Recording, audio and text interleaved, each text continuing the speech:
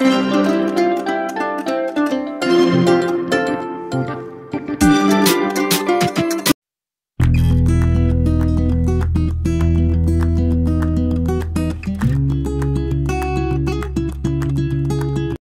नमस्कार, मी Monika स्मितू and रिधूची mamma या YouTube चॅनलमध्ये तुम्हा सर्वांचे अगदी मनापासून स्वागत करत आहे।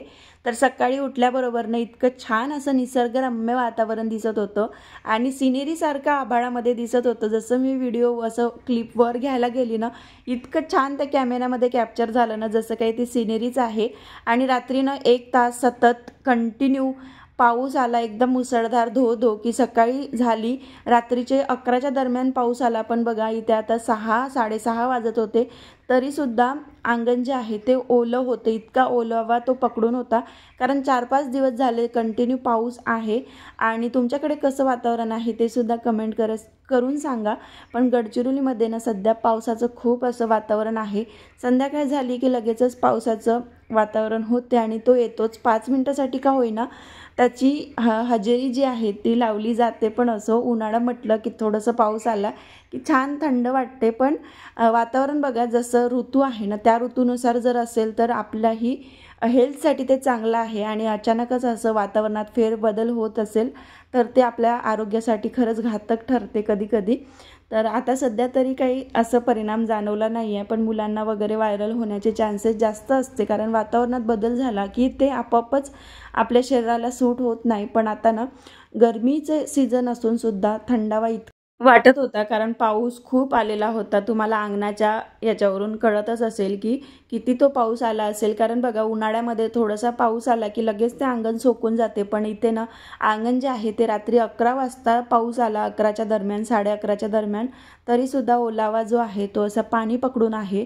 म्हणजेच की खूप जोराचा पाऊस आला। आणि जेव्हा मी झोपली ना एकदम असं दचकन उठल्यासारखं मला झालं, एकदम असं म्हणजे विजा ज्या आहे ना इतक्या मोठ्याने, आणि झाडंसुद्धा खूप असे हालत होते की असं वाटत होतं की जसं काही ते क्वार्टरवरच पडणार आहे। कारण वरती टीना असल्यामुळे या गोष्टीनं जेव्हा सगळं शांत असते वातावरण, सगळे झोपलेले असते ना, तेव्हा जास्त प्रमाणात आपल्याला ते जाणवते की नाही काहीतरी वेगळं होत आहे बाहेर वातावरणात। कारण लास्ट टाईमनं जेव्हा बघा सिमचं काहीतरी चाललेलं होतं, सगळ्यांना मेसेज आले होते की रात्री मोबाईल स्विच ऑफ करून झोपा, ते काहीतरी ऑरेंज अलर्ट होणार होतं, काहीतरी होणार होतं। आणि मला मी मेसेजच सीन केला नाही आणि तो रात्रभर मोबाईल जो आहे तो ऑनच होता। आणि मला भीती वाटली मग सकाळी सगळ्यांचे मेसेज वाचून, आणि ते व्हायब्रेशन होणार होतं काहीतरी, आणि तसंच माझ्या मोबाईलमध्ये झालंसुद्धा होतं थोडक्यामध्ये। तर तेव्हापासून मला विजा वगैरे झाल्या की जास्त भीती वाटते।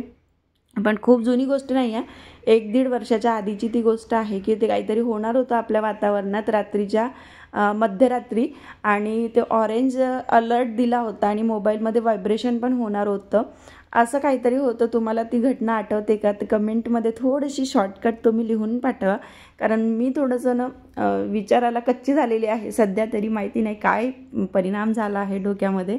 तर कुठलीच गोष्ट लक्षात व्यवस्थित राहत नाही आहे। तर इथे ना सगळं काही घर जे आहे ते मी आता झाडून घेते, कारण घरामध्ये ना कुणी नसलं की मला झाडायला खूप आवडते। पटकन झाडून होते, म्हणजे 10 मिनिटात तरी पूर्ण जे आहे ते झाडून होते। आणि हा महाशय बघा पप्पासोबत गेला होता आणि तिथे मोबाईलसाठी रडत होता, म्हणून याला घरी आणून दिलं। आणि त्याच्यानंतर मी त्याला फुटाणे दिलेले होते छिलकेवाले, पण तो ना अशा 2 वाट्या घेतो, प्लेट 1 आणि वाटी 1। तर वाटीमध्ये बरोबर जे छिलके आहे ना तो बरोबर असा त्याच्या छोट्या बोटांनी तो छिलून असं बाजूला ठेवतो। आणि ती गोष्ट मला त्याची खूप आवडते की तो खाली न टाकता दुसऱ्या वाटीमध्ये तो स्वतःहूनच ह्या गोष्टी करत असते, आणि नंतर तो डस्टबिनमध्ये सुद्धा आणून टाकतो काही वेळाने। इतका तो शार्प माइंडेड झालेला आहे। आता बघू पुढे गेल्यावर, शाळेमध्ये गेल्यावर आणखी सुधारतो की बिघडतो काय माहिती। तर इथे मागचं पण अंगण खूप असं वेगळं झालेलं होतं, ते सुद्धा झाडून घेतलं। जास्त काही कचरा होत नाही, पण आता वादळ असल्यामुळे ना खूप असा जोराचा वारा आला की पानं खूप गळते, आणि समोर आणि पाठीमागे दोन्ही बाजूला झाडं खूप आहे। कारण ही जी क्वार्टरची वस्ती असते ना ती खूप जुनी असते, आणि इथे ना मोठे झाडं, प्रत्येक प्रकारचे झाडं तुम्हाला क्वार्टर लाईनमध्ये बघायला मिळते।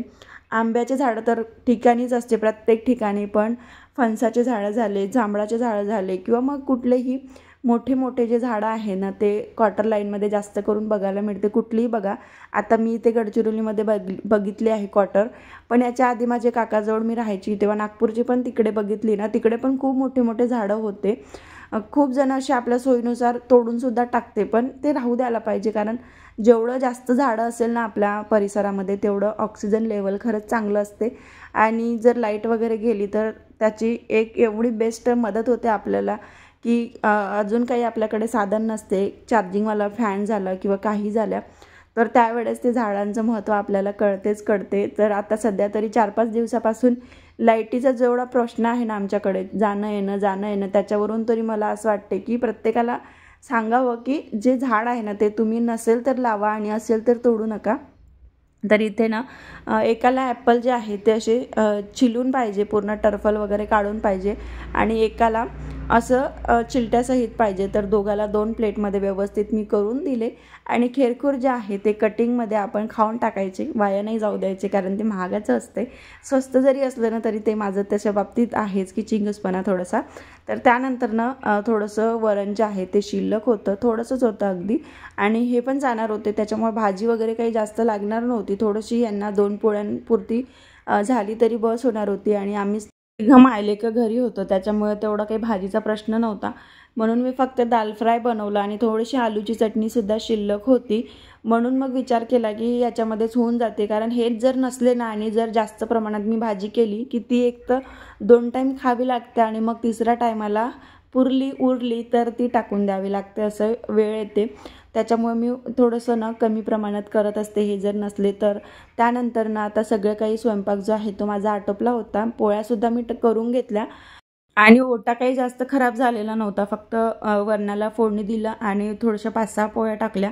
त्याच्यामुळे ना तिथल्या तिथेच तो पुसून घेतला. आणि त्यानंतर राहिलेले जे काही भांडे होते चहाचे तीसुद्धा इथे घासून घेतलेली आहे. चहाचे तर नव्हते, फक्त स्वयंपाकाचे होते, कारण जसं होईल ना तसं मी थोडं आता घासून घेते. कसं स्मितू स्कूलमध्ये जात नाही तर इकडे तिकडे कामाला आपला उशीर झाला ना तरी काही टेन्शन राहत नाही. त्याच्यामुळे मी किचनचं ना पटापट होईल तेवढे कामं करून घेते, कारण वरती टिन्याचे पत्रे आहेत हे सगळ्यांना माहिती आहे, ज्या जुन्या ताई आहेत, आणि खाली त्याच्या सिलिंग लावलेली आहे. तर त्याच्यामुळे काय ना गरमी खूप होते. जशी ऊन जास्त झाली, जसा दिवस आपला समोर जातो, वेळ आपली समोर जाते 10च्या पलीकडे, तर तसं ना गरमी खूप होते किचनमध्ये. त्याच्यामुळे मी ना तिथले कामं होईल तसे पटापट लवकर करण्याचा प्रयत्न करते. त्यानंतर ना कपडेसुद्धा मशीनला लावून घेतले आणि मशीनला लावल्याबरोबर ना थोडंसं लोड घेते. सर्फ वगैरे मागायसाठी 1 मिनटं 2 मिनटं असं ते सांगते आपल्याला, तोपर्यंत तिथे थांबून घेतलं आणि लगेचच कपड्यांचं सेट करून मग आपल्या परत एक शेवटच्या टप्प्यातल्या कामाला गेली, ते म्हणजे पोछा लावायचं.